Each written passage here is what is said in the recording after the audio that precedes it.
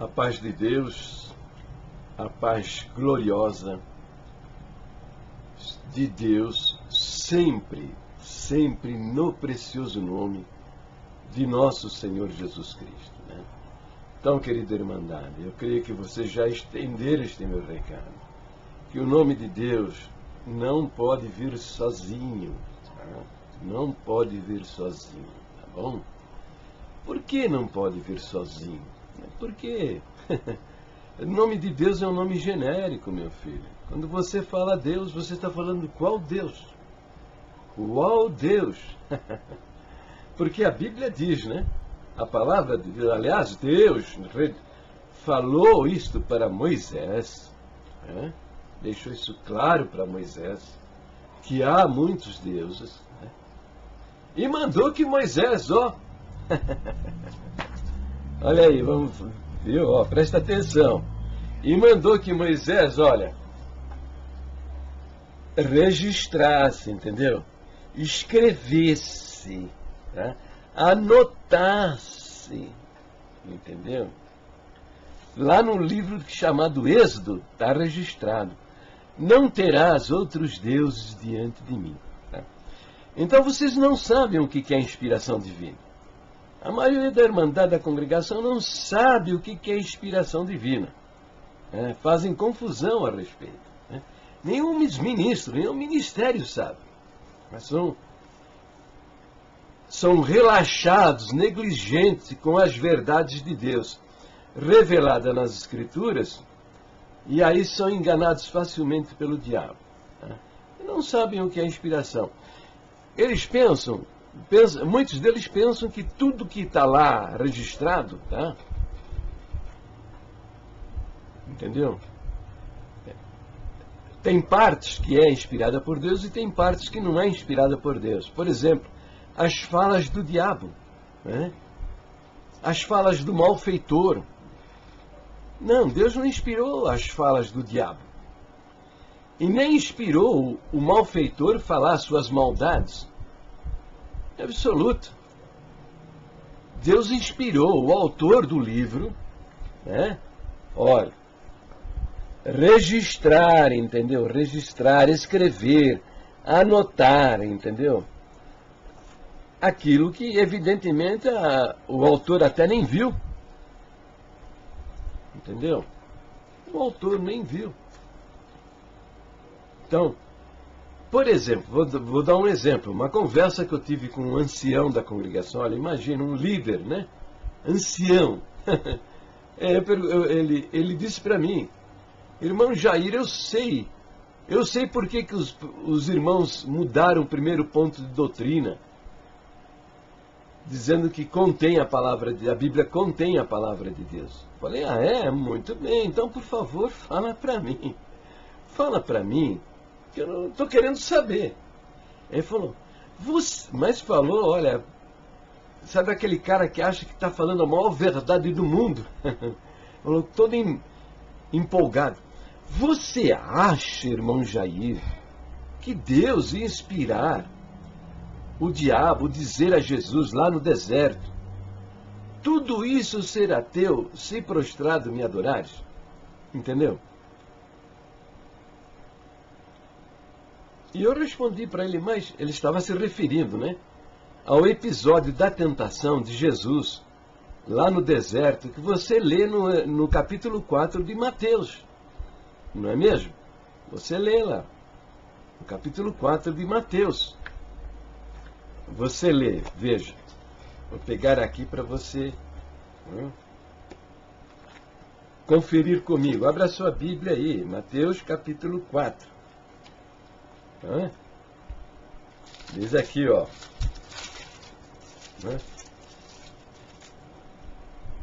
A tentação de Jesus. Então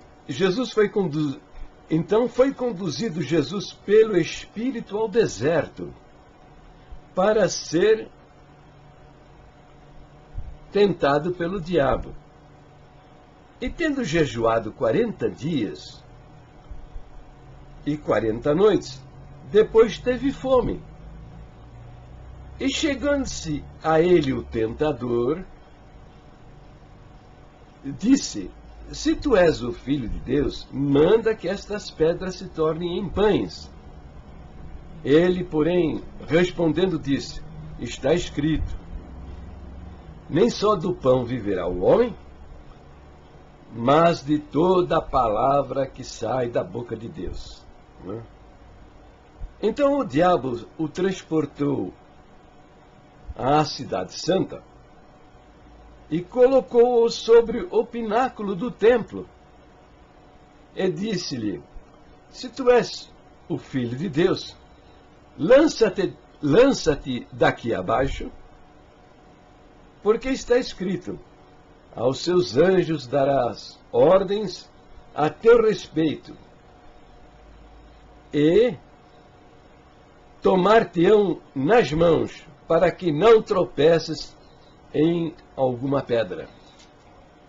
Disse-lhe Jesus: também está escrito: não tentarás ao Senhor teu Deus. Novamente, o transportou o diabo a um monte muito alto e mostrou-lhe todos os reinos do mundo e a glória deles. E disse-lhe: tudo isto te darei, se prostrado me adorares. Então disse-lhe Jesus: vai-te, Satanás, porque está escrito: ao Senhor teu Deus adorarás, e só a ele darás culto. Então o diabo o deixou, e eis que chegaram os anjos e o serviram. Então, era esse episódio lá de Mateus 4, que o ancião disse: você acha, irmão Jair, que Deus ia inspirar o diabo dizer a Jesus: tudo isso te darei se prostrado me adorares? Entendeu? E eu respondi: mas não, meu irmão, o que é isso? O Senhor Deus não inspirou, o Espírito Santo não inspirou o diabo dizer o que quer que seja. O diabo é falastrão. Ele deve ter falado ainda muito mais do que isso, entendeu? Deus inspirou Mateus, autor do Evangelho de Mateus, escrever este episódio, para o nosso conhecimento.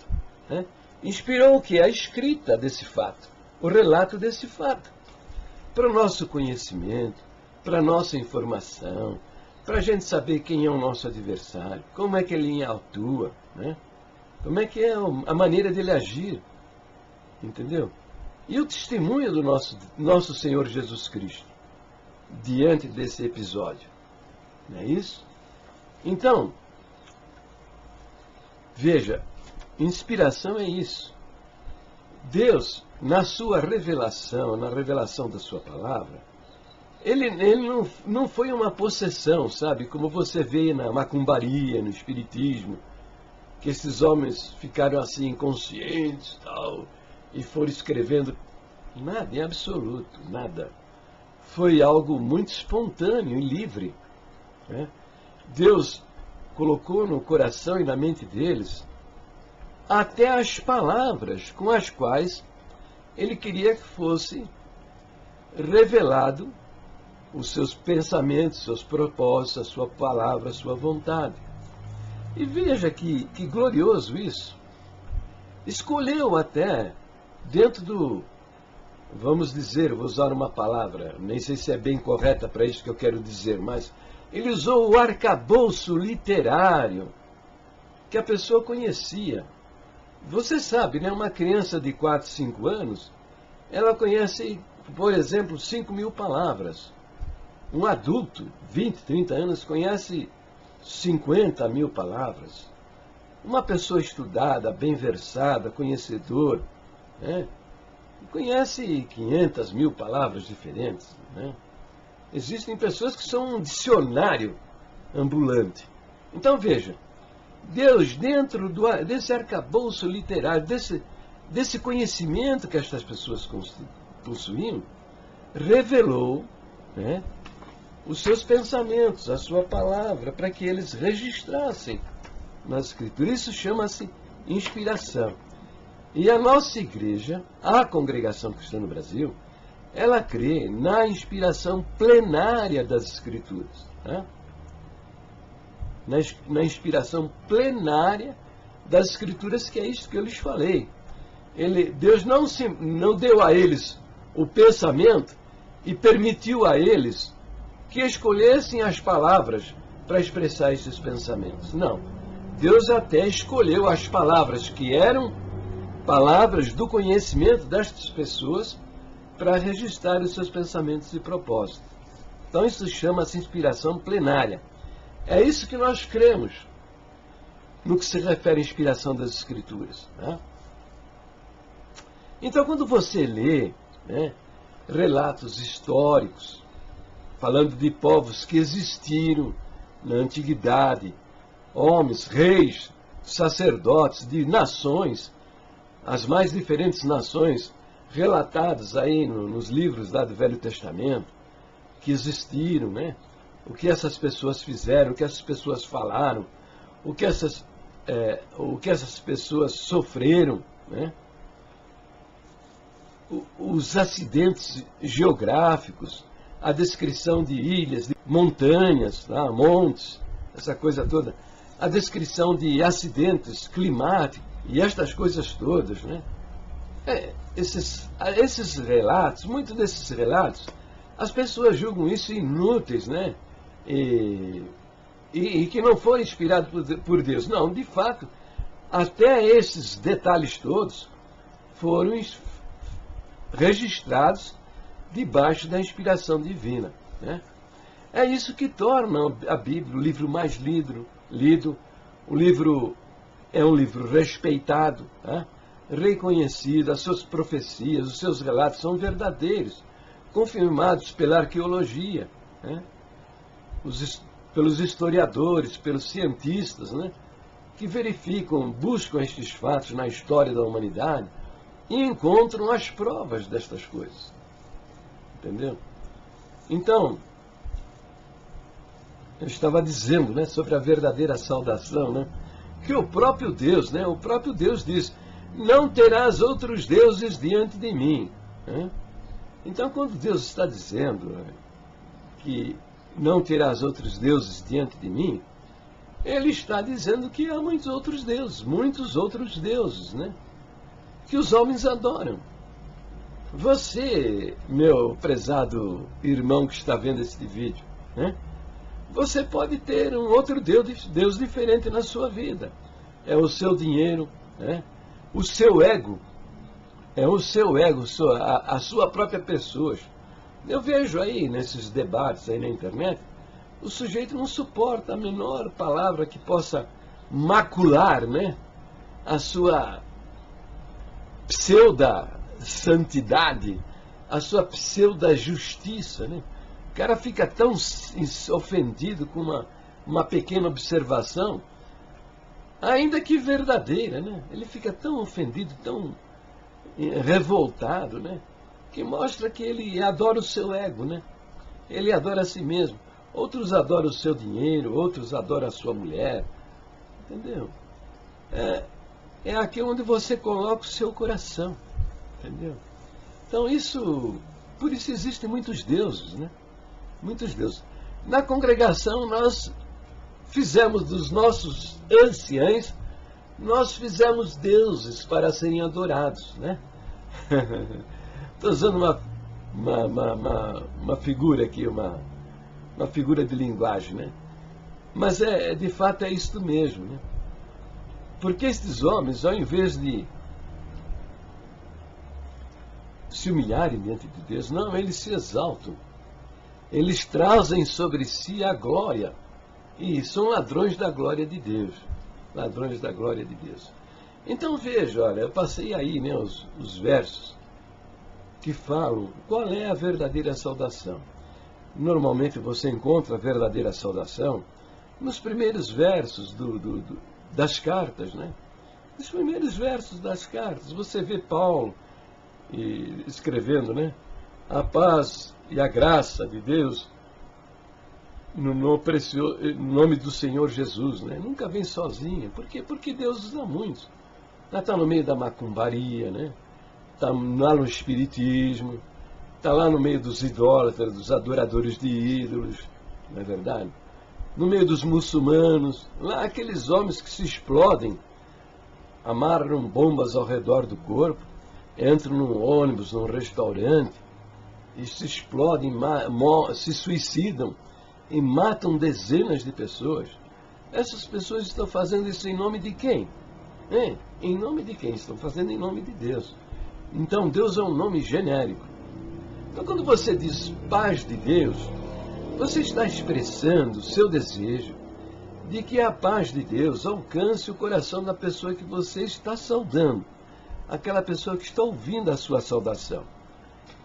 Você está manifestando o desejo que ele seja alcançado pela paz de Deus. Mas ele não vai receber nada por intermédio disso. Sabe por quê? Porque Deus não vai honrar isso daí. Tá? Porque você está usando um nome genérico, dissociado do nome de Jesus Cristo. O Senhor Jesus mesmo diz: quem não me honra, não honra aquele que me enviou. Entendeu? E é verdade mesmo, tá? É verdade mesmo, tá? Então, se você quer saudar com a paz de Deus, tá? Você quer saudar com a paz de Deus, faça sempre associado ao nome do Senhor Jesus. Então, o Senhor vai honrar essa sua saudação e aquela pessoa que vai ouvir a sua saudação vai ser alcançada pela paz do Senhor. Entendeu? Vai acontecer. Porque Deus é um nome genérico. Você quer a prova disso? Vamos fazer a prova dos 9? Está lembrado lá na escola? 9 fora, 0. Então a conta estava certa. Vai expulsar demônios. Em nome de Deus, veja se os demônios te obedecem. Não vai acontecer nada. E é perigoso você tomar uma surra ainda. O demônio, ó, baixar o cacete em você, entendeu? Por quê? Porque você está usando, para expulsar demônio, um nome genérico. Mas agora vai lá e fala em nome de Jesus. Se você acredita em Jesus, né? Se você não acredita que Jesus é Deus, nem adianta, tá? Também não vai dar certo. Se não houver fé, se não houver confiança, não vai dar certo. Tá? Mas vai, se você acredita que Jesus é Deus, pode ir lá. Com certeza, com segurança, e em nome de Jesus expulsar. Que eles vão sair correndo, pegar a malinha deles e ó, puxar o carro, entendeu? Por quê? Porque o nome do Senhor Jesus tem autoridade. Esse nome tem poder. Jesus disse: é-me dado todo o poder no céu e na terra. Não foi dado a Jesus um poderzinho, né? Uma parte, 99,9%. Não, é todo o poder, toda a autoridade. Entendeu? Então, o nome do nosso Deus é o Jesus Cristo. E é esse nome que tem que ser honrado no nosso meio. Tá? Não é outro nome, não. Não é o nome de Deus. O nome de Deus, dissociado do nome de Jesus, não acontece nada. Você duvida do que eu estou falando? Experimenta fazer. Veja se dá certo. Não vai dar certo, lhe asseguro. Não vai dar certo. Entendeu? Muito bem. Mas nós vamos tratar aqui da negação, né, do nome do Senhor Jesus, que estes homens introduziram por meio de encobertamente essas doutrinas heréticas que eles introduziram encobertamente no meio da nossa irmandade. Então vamos ver novamente a profecia do apóstolo Pedro. Diz assim, na segunda carta de Pedro, capítulo 1, né, versículo 19, diz assim: e temos muito firme a palavra dos profetas, a qual bem fazeis em estar atentos. Olha, presta atenção. Olha o que o apóstolo Pedro está dizendo, hein? A qual bem fazeis em estar atentos. Porque a profecia, né, é como a uma luz que alumia em lugar escuro. Entendeu? Até que o dia amanheça e a estrela d'alva apareça em vossos corações. Então aqui o apóstolo Pedro está aconselhando a gente prestar bem atenção nas profecias dos homens de Deus. Quais homens de Deus? Quais homens de Deus? Estes que você está ouvindo na tribuna? Ou estes que registraram as Escrituras? Estes homens que você está ouvindo na tribuna? Ou estes homens aos quais você pode ter certeza, o Espírito Santo inspirou para que eles registrassem nas Escrituras os pensamentos, propósitos, a vontade de Deus. Diz, a qual fazeis bem em estar atentos, ligados, prestando atenção. E ele diz ainda, sabendo primeiramente isto, que nenhuma profecia da Escritura é de particular interpretação. Então, Pedro está dizendo que para você prestar atenção nas profecias das Escrituras, você primeiramente precisa saber isso, que nenhuma profecia da Escritura foi feita por uma particular interpretação daquele que escreveu. Depois o 21 diz assim, porque a profecia nunca foi produzida por vontade de homem algum. Depois, presta atenção. Mas os homens santos de Deus falaram inspirado pelo Espírito Santo. Está vendo? Então Pedro está dizendo que os homens que registraram a palavra nos livros da Bíblia, eles fizeram isso inspirados pelo Espírito Santo. Agora vamos ver o versinho seguinte, o primeiro verso do capítulo 2. Agora ele fala, olha, ele vai fazer o retrato literário da congregação cristã no Brasil. Sabia? Vê se não é verdade. Confira comigo. E também houve entre os povo falsos profetas, como entre vós haverá também falsos doutores, que introduzirão encobertamente heresias de perdição, e negarão o Senhor que os resgatou, trazendo sobre si mesmos repentina perdição. E olha, você crente da congregação, veja o verso 2, diz assim, e muitos seguirão as suas dissoluções, pelos quais será blasfemado o caminho da verdade. Entendeu? Então, por que eu falei retrato literário da congregação? Está aqui o retratinho, nesse verso primeiro aqui. Que introduzirão encobertamente heresias de perdição. Por que encobertamente? Escondidinho, né? Bem oculto, para ninguém saber. Estará mesmo o ministério da congregação introduzindo heresias de perdição de maneira encoberta? Será que eu estou falando a verdade?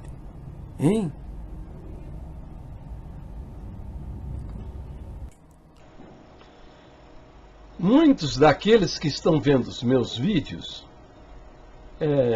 acham que eu estou falando absurdos, que realmente os seus irmãos estão praticando reuniões secretas, listas secretas de ensinamentos e pregando mensagens subliminares, pregando ensinando coisas que a Bíblia não ensina, que não tem fundamentação nas Escrituras. Tem muitos irmãos que acham que certamente isso é da parte de Deus, era a vontade de Deus, mas em absoluto. A Bíblia diz que não é este o caráter de Deus. Ele deixa claro, veja, vou citar um verso, mas a Bíblia toda mostra isso. Veja, Deus quer que todos os homens sejam salvos e cheguem ao pleno conhecimento da verdade. Quer dizer, nada escondido, nada oculto. Tá? Quem pratica coisas escondidas, coisas ocultas, quem gosta disso é o diabo, é o inferno. Estes homens estão andando nas trevas, na escuridão. Tá? Porque quem anda na luz não tem nada escondido, é um livro aberto, lê quem quer. Entendeu? Esse foi o testemunho de Jesus, esse foi o testemunho dos profetas, esse foi o testemunho dos apóstolos. Andar na luz significa não ter nada escondido. Não, mas estes homens fazem estas coisas, não ensinam nada da Bíblia, do que a Bíblia diz, né? E continuam enganando a Irmandade. Isso não é novidade. Isso já há várias seitas aí que estão praticando, porque acreditam em novas revelações. Acredito que Deus ainda continua revelando a sua palavra, revelando os seus segredos. Mas não tem mais nada para ser revelado, já está tudo aí na Escritura Sagrada. Aliás, lá no livro do Apocalipse diz que se alguém aumentar alguma coisa deste livro, vai ser amaldiçoado. Se alguém lhe acrescentar alguma coisa, vai ser amaldiçoado. Deixa eu ver direitinho como é que diz a profecia lá no livro do Apocalipse. Porque eu testifico a todo aquele que ouvir as palavras da profecia deste livro, que, se alguém lhes acrescentar alguma coisa, Deus fará vir sobre ele as pragas que estão escritas neste livro. Está lá em Apocalipse 22, verso 18. Me lembro do testemunho de um nosso querido irmão, que voltou, ele havia sido colocado no Ministério de Cooperador há poucos dias, ele voltou entusiasmado, lá de uma reunião lá no Brás, dizendo: nós somos ministros, não usou a palavra ministro, não, nós somos apóstolos de um Novo Testamento. Olha só o que ele veio dizendo para mim, que ele ouviu lá na reunião, que eles eram apóstolos de um Novo Testamento. Ora, um Novo Testamento, nós temos o Velho Testamento, que foi a velha aliança com Moisés, lá no Monte Horebe, onde Deus revelou os 10 mandamentos e todas as instruções que foram passadas a Moisés, que fazem parte dos livros da revelação, nos livros de Êxodo, Levítico, Deuteronômio. E nós temos o Novo Testamento, a nova aliança no sangue de Jesus. Jesus dizendo: este é o sangue da nova aliança no meu sangue. Então, mas na época eu fiquei assim, achei esquisito. Mas eu estava tão por fora dessa infernal enganação que nós estamos metidos, que eu não levei em consideração essa declaração dele. Eu nem fiquei assim matutando aí muito tempo, tá? Caiu no esquecimento, tá? Mas apóstolo de um Novo Testamento, o que está sendo ensinado nessas reuniões ministeriais do Brás? O que é que está sendo ensinado para esses cooperadores, esses anciões, nestas reuniões ministeriais de ensinamento, segundas-feiras lá no Brás? Se é um Novo Testamento, apóstolo do Novo, quer dizer, o Testamento, o Novo Testamento que Jesus estabeleceu no seu sangue derramado na cruz do Calvário, não vale mais nada? Há um Novo Testamento Novas revelações, são novas revelações, como se Deus ainda continuasse se revelando para a humanidade.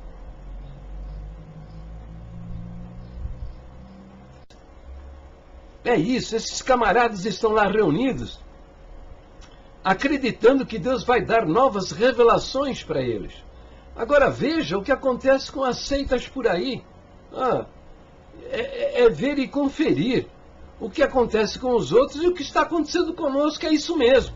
Só que os outros fizeram isso abertamente, e esses nossos ministros estão fazendo tudo isso aí escondidinho, através de reuniões secretas, listas secretas de ensinamento, e tudo isso por meio de mensagem subliminar,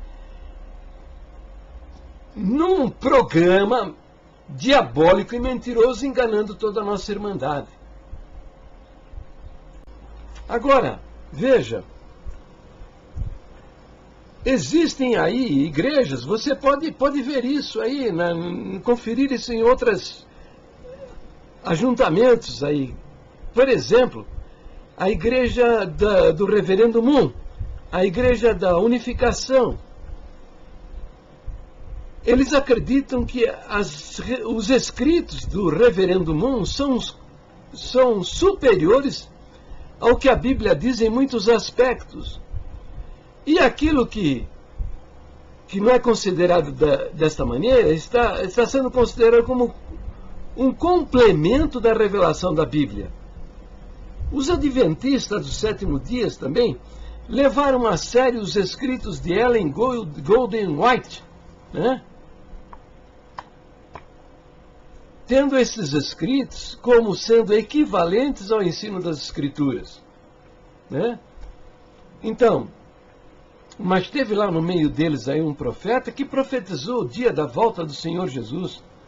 Não aconteceu. Ele marcou uma outra data. Não aconteceu.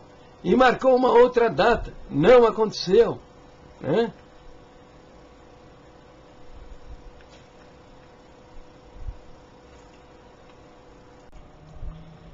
A Igreja Obra da Restauração foi levada a acreditar que o seu líder era o Elias que haveria de ser enviado. E tinha um outro parceiro dele lá no domínio da igreja. Os dois se declaravam aí as testemunhas do livro do Apocalipse. O líder principal engravidou lá uma das profetisas da igreja e terminou seus dias se enforcando. E o outro está aí no interior de Minas Gerais, se afastou da igreja, perdeu a sua família, não sei se adulterou, se não adulterou. O fato é que perdeu a sua família, não sei se vive com outra mulher, deve viver com outra mulher também, tá? E se afastou da igreja também. Então, todos estes absurdos. Só que essas igrejas fizeram isso publicamente. Estão fazendo isso, algumas ainda estão fazendo isso publicamente. Na congregação não, está tudo escondidinho, debaixo com reuniões secretas, listas secretas de ensinamentos, e tudo isso passado para o povo por meio de linguagem subliminar. Entenda, aquilo que não tem fundamentação nas Escrituras é mensagem subliminar, e são heresias que não têm fundamentação dentro da Bíblia. Então veja você, assim como eles, num trabalho de 60 anos pregando mensagens subliminares, tá? Encobertamente, escondidinho, eles conseguiram manipular a mente do nosso povo, fazendo o nosso povo acreditar que a Bíblia não é a palavra de Deus, a Bíblia apenas contém a palavra de Deus, e que a palavra de Deus está na boca deles, tá? Entendeu? E hoje a Irmandade, desde 1995, que eles mudaram a redação do primeiro ponto de doutrina, e que eu venho denunciando já há 15 anos, o nosso povo não está nem aí, aceita isso, mas nem se preocupa com isso, entendeu? É um ou outro que fica indignado, mas a maioria nem se preocupa, aceita isso naturalmente. E agora tem isso aí no nosso novo inário, aí o inário número 5, está lá constando que a Bíblia não é mais a palavra de Deus, a Bíblia apenas contém a inspiração divina, entendeu? Nesse trabalho de 60 e tantos anos aí pregando essa mentira de que a palavra de Deus está na boca deles, assim também do mesmo jeito eles vêm desqualificando a divindade de Jesus Cristo, que eles não acreditam na divindade de Jesus Cristo. Para eles, Jesus Cristo é um homem como outro qualquer, entendeu? Não é Deus encarnado. Muito embora a Bíblia mostre isso com fartura de documentos, fartura de versos. Eu já fiz dezenas de vídeos mostrando isso. Se você quer saber, veja essa playlist a respeito da doutrina da Trindade. Clica nesse endereço aqui e você vai ver 27 vídeos mostrando isso. Mas eu vou fazer mais, dá para fazer centenas de vídeos mostrando isso, tá? E eu vou fazer mais, entende?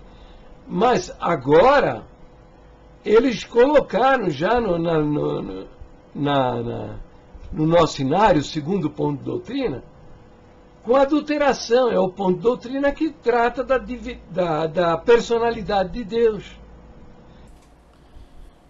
Porque os nossos queridos irmãos perverteram também o nosso segundo ponto de doutrina, que trata da personalidade de Deus. A nossa doutrina, como tal definida lá em 1927, diz o seguinte, que nele há três pessoas distintas, o Pai, o Filho e o Espírito Santo. Então, o que fizeram estes homens? Eles sacaram o verbo haver e sacaram a palavra pessoas distintas, né? Substituindo pelo verbo estar. E a redação ficou a seguinte: nele estão o Pai, o Filho e o Espírito Santo. Então, isto é um esforço para negar a divindade de Jesus Cristo. De fato, o que eles querem dizer é que Jesus Cristo não é Deus, que Jesus Cristo está Deus. Por quê? O verbo haver, como está na redação da doutrina primitiva, né? Aquela que estava no nosso cenário de número 4, tá? Que nele há, nele há três pessoas distintas, né? Indica uma situação permanente que não muda, que Deus é assim na eternidade, quando não existia absolutamente nada. Agora ele é assim e será eternamente. Com a perversão que consta, conforme está no inário número 5, né? Então aí você lê, né? Você lê lá no ponto doutrina que nele estão o Pai, o Filho e o Espírito Santo. Substituíram o verbo haver pelo verbo estar e sacaram palavras a pessoas distintas. Com isso querendo dizer que Jesus Cristo está Deus, que ele não é Deus. Só que é o seguinte, meu camarada, da maneira como eles estão dizendo, se Jesus Cristo está Deus, o Pai Criador também está Deus, né? E no inário número 5 está assim, que Deus é criador de todas as coisas. Então ele está criador de todas as coisas, né? Diz lá que ele é um Deus vivente. Não, mas ele está Deus vivente. Amanhã pode não estar vivendo mais, morreu. Entendeu? Diz que o Deus é verdadeiro, né? E eterno, mas ele está verdadeiro e eterno. Amanhã pode ser que ele não esteja mais verdadeiro e tenha acabado a eternidade dele. Entendeu? Então são estas loucuras que esses homens fizeram com a finalidade específica de negar a divindade de Jesus Cristo. Agora, Eles estão fazendo isso tranquilão, tal, porque a Irmandade toda está de cabeça feita. Fizeram a cabeça da Irmandade ao longo desses 50, 60 anos, né?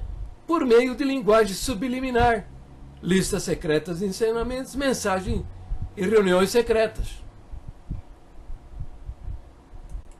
Então, você está conferindo? É o cumprimento da promessa, da profecia do apóstolo Pedro. É o cumprimento da profecia do apóstolo Pedro, que falsos profetas introduzirão encobertamente heresias de perdição. É o que esses homens estão fazendo ao longo desses 50 anos, através dessas coisas todas, desses artifícios, fizeram a cabeça da Irmandade. E hoje a Irmandade aceita tranquilão, não há o menor problema, tá? Nestas mudanças. E hoje, Jesus Cristo em nosso meio é um ilustre desconhecido. A Irmandade não sabe um verso, uma palavra dita pelo Senhor Jesus, registrada nas Escrituras. Sabe nada, absolutamente nada. O que eles sabem é aquilo que eles escutam da boca do falso profeta, que ele profere lá na tribuna. E eles mudaram. O que eles puderam fazer de mudança, eles mudaram. Mas algumas coisas eles não conseguem mudar. Por quê? Porque são coisas, né, que fazem parte da tradição já há 100 anos. Então eles não conseguem mudar. Que a igreja está praticando isso já há 100 anos. Então eles não podem mexer com isso. Não podem mudar, mexer com isso. É difícil para eles. Vocês estão lembrados do problema que causou eles retirarem o quadro do salão? O quadro da profecia lá do irmão Franciscão? Está lembrado desse quadro aí, ó? Esse daí? Este quadro, ele estava na entrada de todos dos templos da congregação cristã. Foi uma revelação que o Senhor deu ao nosso irmão Luiz Franciscão e que permaneceu nas nossas igrejas por um pouco mais do que 80 anos. E por ordem, por decisão do ministério, foi retirado de todas as igrejas, sem uma explicação. Hoje eu estou compreendendo que é porque neste quadro está a frase: Jesus é o cabeça da igreja. Porque estes homens não acreditam na divindade de nosso Senhor Jesus Cristo. Está lembrado? O que é da tradição é difícil mexer, Mas se eles pudessem, eles mexeriam. O que é da tradição? A abertura do culto em nome do Senhor Jesus, né? As orações feitas em nome do Senhor Jesus, entendeu? Isso é da tradição, Você não consegue mudar isso aí. Isso funciona também como se fosse um botão que liga o motor. Você aperta o botão, pá, aperta o botão e o motor já sai virando. Então a Irmandade fala essas coisas sem pensar, vai falando aí, entendeu? E você vai ouvir também nos hinos e na pregação, se o texto que o pregador, ó, ele abre a Bíblia, tá? E você vai ouvir o nome de Jesus se o texto tiver o nome dele, senão você não vai ouvir, tá? E nas orações, porque é assim. Nos hinos, porque está lá escrito. Senão você não vai escutar, entende? Você sabe o que acredita uma igreja? É no espontâneo. Agora, no espontâneo, vejo o testemunho da Irmandade lá na frente. Você vai escutar o quê? Que Deus fez isso, Deus fez aquilo, Deus trouxe, Deus tirou, Deus me deu, Deus mostrou. Entendeu? É Deus para cá, Deus para lá, mas você não ouve o nome do Senhor Jesus. Você não ouve não, tá? Isso aí é o sintoma de que esses homens, por meio de reuniões secretas, listas secretas de ensinamentos e mensagens subliminares, tiraram a pessoa de Jesus do centro da atenção da igreja. A Irmandade não sabe nada do que ele falou. O que ele falou está registrado nas Escrituras. Aqui, ó. Aqui, nos Novo Testamento, os Evangelhos. A Irmandade não sabe dizer uma palavra do que ele falou, registrada nas Escrituras. Mas sabe dizer o que ele escutou da boca do comedor de feijão. Entendeu? Da mensagem subliminar. Entende? E não sabe um verso sequer do que o Senhor falou. Está registrado nas Escrituras. Entende? Estão negando. Estão negando o Senhor que os resgatou, trazendo sobre si mesmo repentina destruição. Você duvida disso? Duvida disso? Ó, eu fiz um vídeo, ó, clica aí, ó. A blasfêmia na Santa Ceia do Senhor. Tá aí, clica aí para você ver o vídeo. Nós temos um ensinamento. O ensinamento está na lista secreta de ensinamento de 1984. É o tópico de número 6. O título dele é Reconciliação nas Santas Ceias. Tá?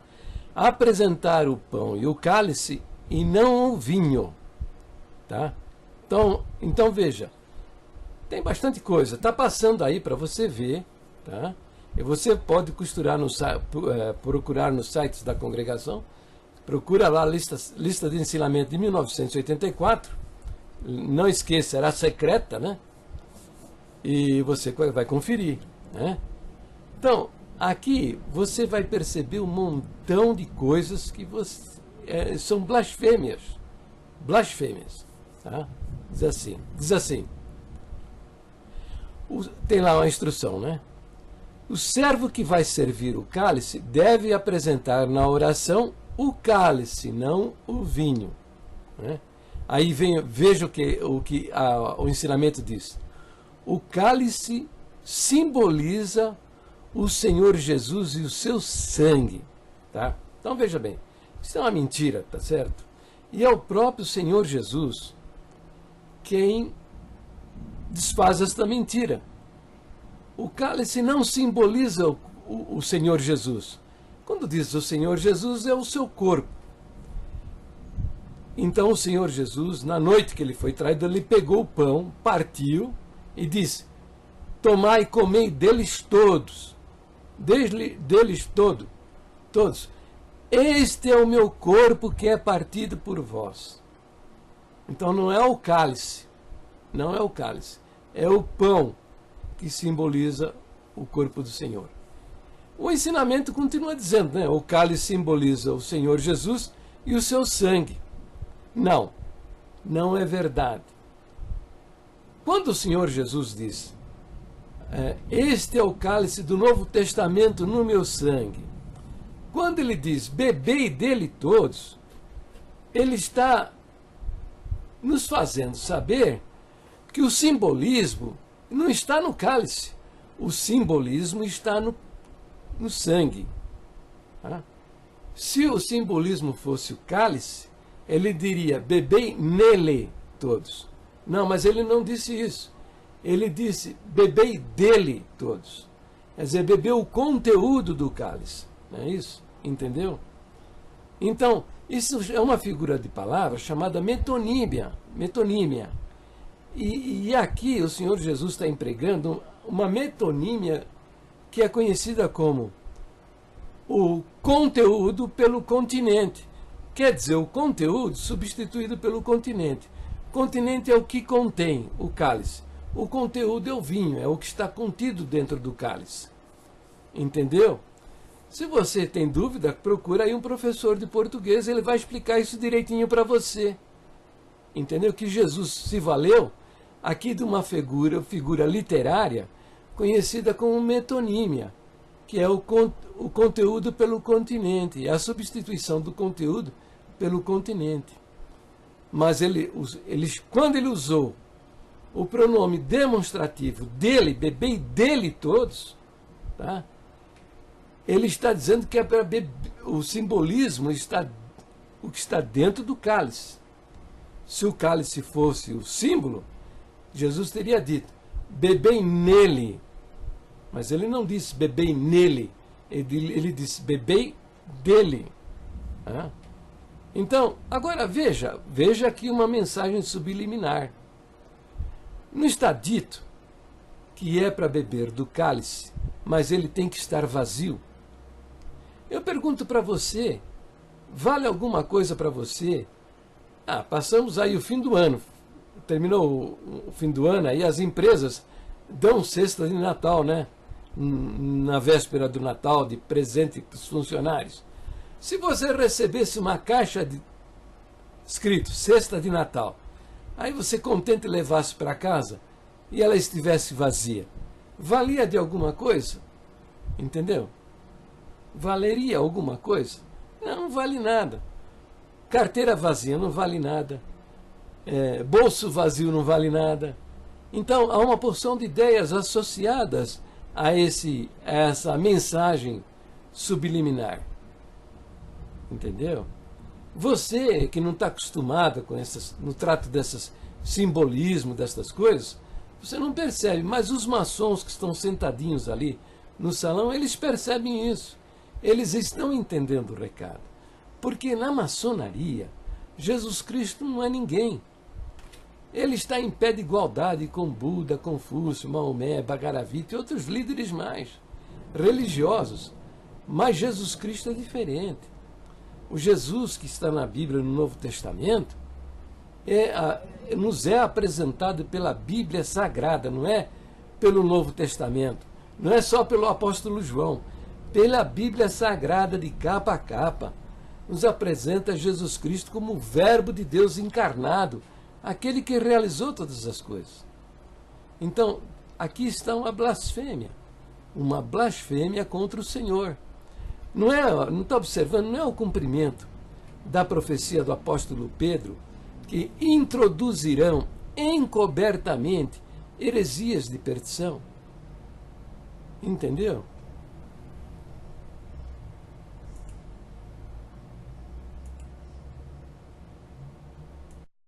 E o ensinamento prossegue dizendo, né? Vai dizendo que a toalha para as mesas de Santa Ceias não deve ter símbolos como seja cachos de uva, espigas de trigo, pães e outros desenhos alusivos. Nem deve conter o dístico em nome do Senhor Jesus, pois a tribuna já o tem. As toalhas devem ser simples. E por aí vai, entendeu? Quer dizer, uma preocupação danada com a toalha, tá? A Irmandade faz pão dentro de casa, tal, para levar para lá. Faz vinho aí especial para a Santa Ceia.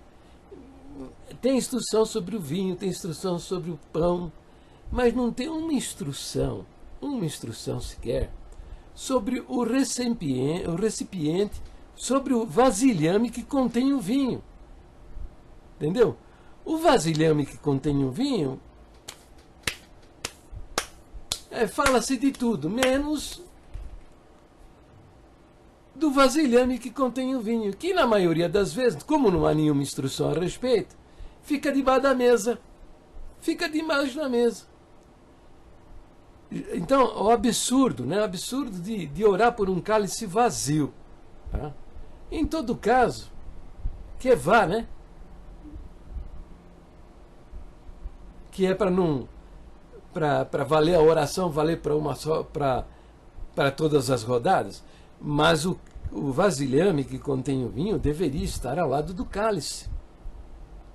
Mas como ele, na maioria das vezes, fica debaixo da mesa, tem aí mais uma mensagem subliminar. Uma mensagem dizendo que esse sangue não vale nada. Não tem poder para nos purificar dos nossos pecados. Entendeu? Mais uma mensagem subliminar. Eles estão vendo esses vídeos aí. Se eles realmente tivessem algum respeito, alguma fé, alguma confiança a respeito do sangue que foi derramado, eles já teriam feito uma circular, tá? Numa lista aí, colocado instruções para os irmãos colocar o vasilhame contendo vinho ao lado do cálice e orar pela ceia. Mas eles não fazem nada disso, tá? Porque para eles não vale nada mesmo. Jesus Cristo não é ninguém, entendeu? Não é o que o apóstolo Pedro está dizendo?